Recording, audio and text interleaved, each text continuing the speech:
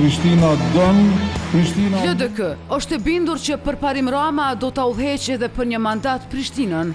Në fakt, aci lider të ardhëm të kryeqytetit e prezanton edhe kryetari i partisë në përtubime. Përparim Rama, kryetari tashëm dhe ardhëm i Prishtinës. Vetë kryetari e kandidati tha se Prishtina nuk do t'jetë vetëm e tij, por edhe e partisë. Prishtina e linjës demokratike të Kosovës, Prishtina e secili qytetar që don të mirën e kryeqytetit. Rama të martën brëma shkoi edhe tek lagja që konsiderohet se ka më shumë ti probleme dhe pak zhvillim urban, kodra e trimave. Ndërka që Uran Ismaili nga PDK që po e kërkon veç një mundësi për ta dëshmuar, sipas tij qeverisjen e mirë, në orët të mbrëmjes të së martës takoi banorët e Matit. Atyre u premtoi shkollë e qerdhe të re, infrastrukturë, ndriçim publik në gjitha rrugët dhe pastërti. Ismaili në këtë bim ironizoi pak me kundërshtarin e tij politik Ramën.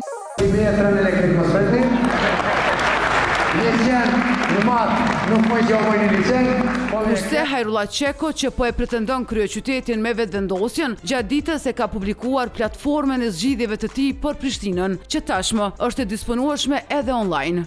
Në krye të saj thuhet se qyteti, komuna numër 1 në vend, do të jetë qyteti mundësive dhe jo i privilegjeve. Unë besoj thellë se turizmi do të jetë një nga shtyllat kryesore të zhvillimit të Prishtinës.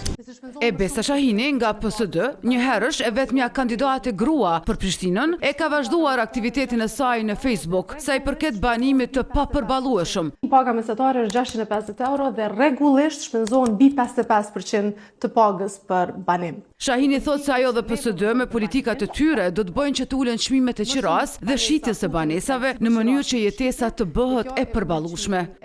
Por a ka dalë Besa Shahini në plus apo ka hyrë ende më shumë në borxh? Nga minus 110 euro që u futëm borxh në viton e kalume, tash jemi plus 40 euro. Edhe Bek Berisha nga AAK tashmë zyrtarisht ka bërë të ditur se ka publikuar planin e tij për këtë galë lokale me sloganin Beka e din qysh me ja bo.